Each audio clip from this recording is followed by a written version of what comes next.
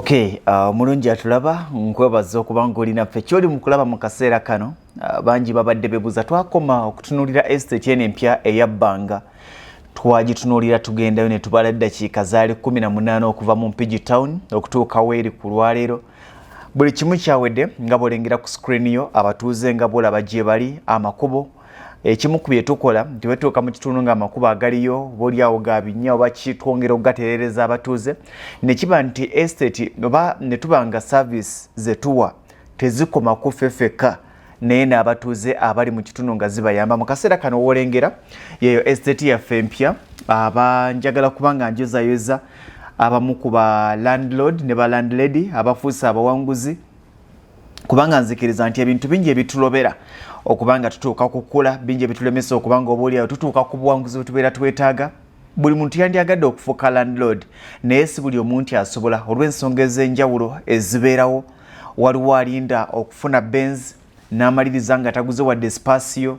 waliwo agamba nti sinnatuuka, waliwo agamba nti kansooke nkole kino. Ebiseera ebisinga challenge ziba nyingi naye nga abo basobodde okubanga batuuka ku buwanguzi muyogeyoge nga bw'olengera ekitundu kyekyo. Nga bwe nabaga nti ekitundu kikula bukuzi naye ng'ate abatuuze gye bali amakubo gye gali agayisa abantu kizibu nnyo okuba enduulu ne wataba waakuwulira kibeera kizibu okuba enduulu ne waba nga tewali akuwulira. Geega amakubo amayumba geego nga bw'ogalaba bano ba neighbours baffe abaliwo yes abatusookayo abatwala zaabu oba olyawo kubanga nze nzikiriza nti ebiseera ebisinga buli lwosooka mu kitundu ofuna emiganyulo mingi okusinga oyaze oluvannyuma naye nga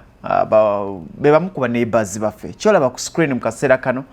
ye estate bangi babadde bagamba Mwami Lugonvu watugamba ogenda gitulagangayo ng'ogiguddewo. Ekituufu kiri nti ennaku 2 olwokuna n'olwokutaano n'olwomukaaga size ennaku 3 zabadde bize nnyo. Wolengera amamotoka gano gabadde mamotoka g'abalambuzi ababadde bazze oyinza okubanga gw'omu ku yasindisa omuntu ojja mulengeramu ze zimu ku motoka za kampuni ezitambuza abantu baffe abagenda okulambula kubanga twakikola tuga nti okulambula kuno kyabadde kyabwerere ng'ogenda n'olambula n'ovaayo bw'oba ng'osiimye n'osasula bw'oga nti ate wakola kyenjagala then omukisa ne tugwa omulala kubanga nzikiriza nti ebiseera ebisinga buli muntu omukisa gwo gutambulira mu kulemererwa kwa mulala. Omulala omulimo gwalimu okufuna aliwo abeera agenda okugufuna n'olwekyo bwekityo bwe kiri. Ezo emmotoka zabadde zireese bantu abazze okulaba estate naye nga wakyalimu puloti nga 10 bwe mba seerabidde mukyalimu puloti nga 10 zabadde. Estate eyo gy'olaba bw'oba ng'oguzeemu kitegeeza nti olina banneiba abasoba mu 6 kyenja okugamba olina banneiba abasoba mu 6. Zino nguudo ezitutuusa ku estate abo bamu ku batuuze boli mu kulaba mu kaseera kano bamu ku batuuze bagegamu ku mayumba ag'abatusookayo abo bali mu kuba zi 99 bagenda kusitula ssomero twabayitako mujjukira mu katambi kafe akasookera ddala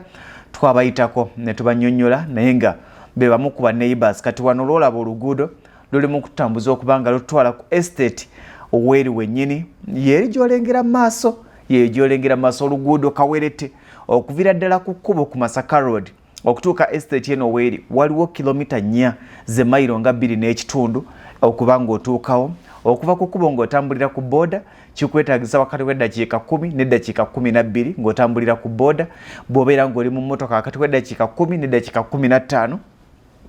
ng'otambulira mu mmotoka naye nga bwe kityo bwe kiri.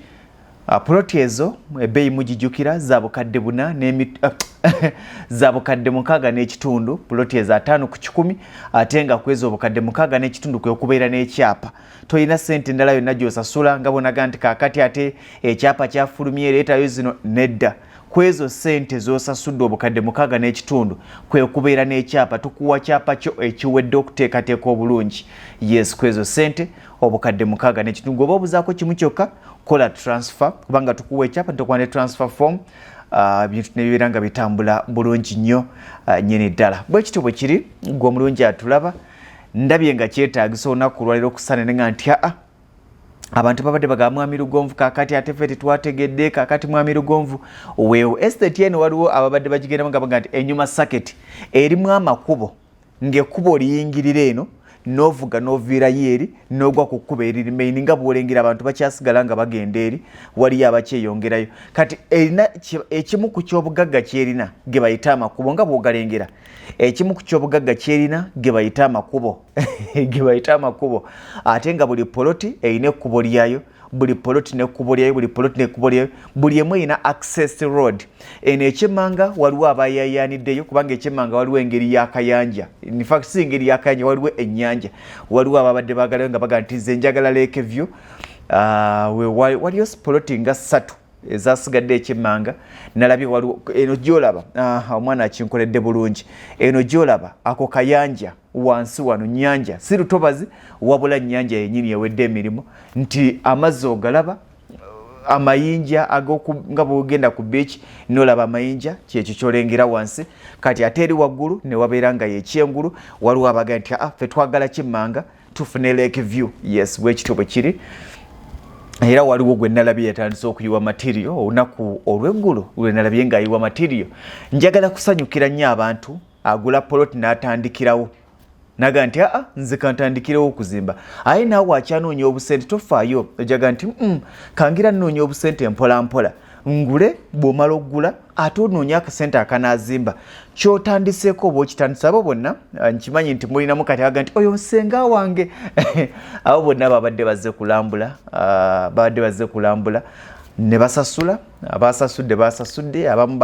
bagamba tujja kujja naye challenge tugifuna agonagolaba amakuba agakkirira paka wali wansi akakayanja kagenda ne kagwa ku Masaka Road awo wolaba era waliwo aga nti we baagala bo nga baagala that Lake View nga bo kye baagala abaatutawo nabo we bali waliwo poloti nga 3 bwobanga oga nti njagala nnyo okulira n'olubalama wajja kubanga wakolera tewabota waliwo mayinja genyini lock ebeera rock si rock ebeera rock yes olwazi lwennyini lwe luliwo wansi awo so bwekityo bwe kiri estate yaffe ey'obukadde 6 n'ekitundu nga kuliko n'ekyapa buli kimu yes bwekityo bwe kiri muganange atulaba mu kaseera kano bwe bityo bwe njagadde kulaga estate yaffe empya waliwo abadde baga nti tetwagirabye tetwafunye mukisa kugiraba yeeyo ku bukadde 6 n'ekitundu bwe tunamaliriza estate eno ekituufu kiri nti nkyali mugonvugonvu tujja kuwumulamuko tweweemu akabanga n'olwekyo kitegeeza nti tujja kumalayo endowooza omwezi nga gumu oba oliawo nga tuzeemu kugulawo estate yonna ndala kigenda tutwalirayo omwezi nga gumu unless otherwise nga tuzeemu kugulawo estate ndala naye nga woolaba omanya nti bw'oba nga ofunye poloti yawe olina banneighbours abali mu 6 n'omusobyo banneighbours abali mu 6 n'omusobyo egatta wano n'egatta n'egyolengera emmotoka enjeru egatta enguudo 2 wano oyingirira wano n'ofulumira wali kwegamba wali so interesting naye nga bwetyo bwe yalabise naga nti ekimu ku bintu bye twenyumirizaamu ge bayita amakubo tubeera n'ekkubo ng'erisinga okuba ettono lya fuuti 15 lyerikutuusiza ddala ku nnyumba n'olwekyo nga bw'okirabye ekintu bwe kityo bwe kitambudde nkakasa okuba nga tulabye oba oliawo estate yaffe bweyimiridde esimu kweri ku screen bw'oba ng'oli interested tukyalinawo plots ziringa 10 around waliwo abagamba nti njagala Lake View nga ndiranye olubalama waliwo poloti 3 endala bazitutte baziguze naye ekimmanga wabaddeyo poloti nga 10 eziri ku Lake View 7 zatwaliddwa wasigaddeyo poloti 3 eziri ku Lake View wano woolaba kyolaba nga gundi ebitoogo ebiri mu kayanja bitoogo ebiri mu kayanja n'olwekyo waliwo abalina that interest nga nti njagala nnyo okusemberera amazzi for them awo basobola babamu batute ekifo ekyo naye nga bwolengera bintu estate bwetyo bweri abasenze we bali banneighbours we bali batandika dda n'olwekyo 6 kitundu bwe bukadde bw'ensimbi kubeerako ne land title na buli kimu bw'oba ng'oli interested ojja kumpeereza message ku WhatsApp abali mu ggwanga lya Uganda you can contact me nebeera nga bitambula bulungi by Tuesday or Wednesday tujja kubanga tugiclosinze egenda kubanga egaddwawo then tuwumulemu akabanga okusobola okubanga ate tuddamu okutambuza emirimu gyaffe nenga nyongera okubebaza mwenna n'okuyezayeza abafuuse ba landlord mwebale nnyo mwebalire ddala muyogeyoge mukama wa buyinza ate nga mu kaseera ke kamu njagala okubaza bannaffe aba Focus Construction ne bannaffe aba Lwengo General Hardware abagamba nti kulwa ebizimbisibwa eby'omulembe ojja kubanga obeekwata aba Lwengo General Hardware basangibwa Katende Namutamala ojja okubanga obasanga wennyini Katende Namutamala ojja kubanga obafuna bulungi nnyo nnyini ddala ate kulwa ebizimbisibwa eby'omulembe ebiri original ojja kubanga obeekwata munzikirize mbasibulire wano ate tujja kubanga tuddingana olunaku olw'enkya mukama nga yagadde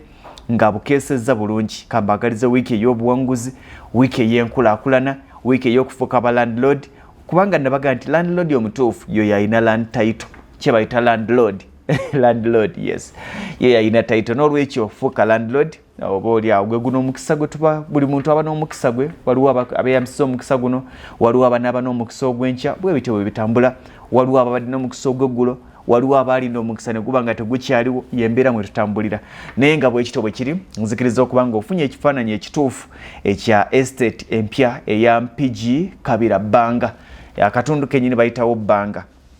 bwekito bwe kiri baganda bange kambagalize ebirungi ebyereere.